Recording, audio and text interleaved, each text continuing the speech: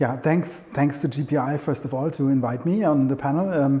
My name is Benedikt. Yeah, no, my background is in banking, actually. I used to run banks in emerging markets in Sub-Saharan Africa and Latin America. Now I run my own business and we connect investors with potential investments in Africa.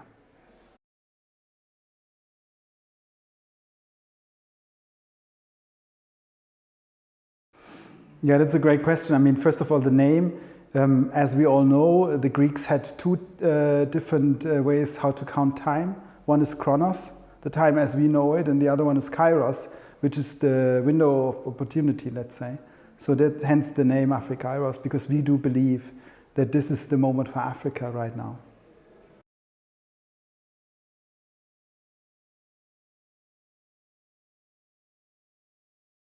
I think there's a lot of interest. And there's a lot of investors who want to invest in Africa, so the investment climate is not bad. But I think there's still a lot to do in terms of translating, in terms of informing people of the opportunities that we see there.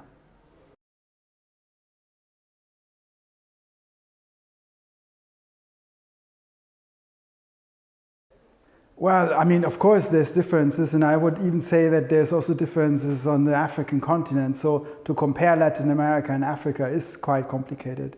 On the other hand, what we do sometimes is, or right now we are doing a big project between Nigeria and Mexico, which is quite interesting because, for example, in terms of mobile money, Africa is 15 years ahead of Latin America. So the Latinos can actually find technology that they cannot get at home as easy as they could get it in Africa. So there's a lot of potential between the continents.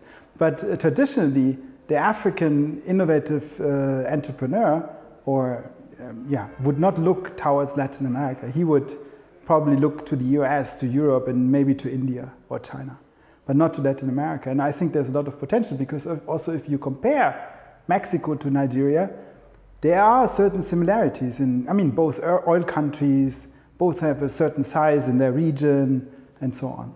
But the Nigerian entrepreneur rather goes to Ghana.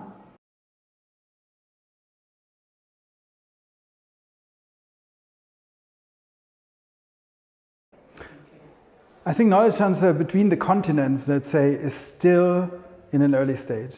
I mean, what I just described before between Latin America and Africa is not happening that often. I think there's more between Asia and Africa, but it comes also from trade because African importers are used to go to China to buy things. So there might be a more knowledge transfer between the Asia and Africa than with Latin America, actually. Absolutely. There's a great potential to have knowledge transfer and cooperation between the continents.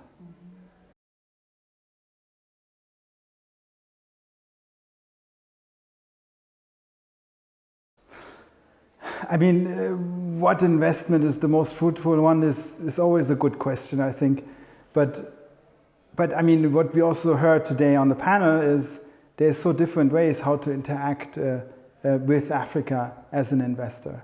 I mean, of course, we have the whole startup investments, which is more like a venture capital kind of investment.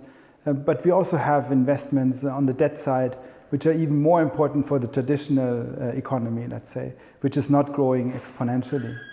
Yeah, but also we have a lot of opportunity for investments in equity and in debt, and also venture debt, I think.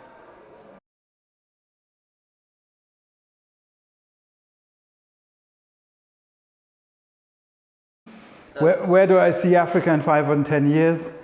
Double the size, definitely, in terms of population. So I mean, this speaks for itself. We will see a big growth in Africa also economically. I would, you know, if you would ask me what my wish was for our relationship with Africa, is exactly what we discussed today.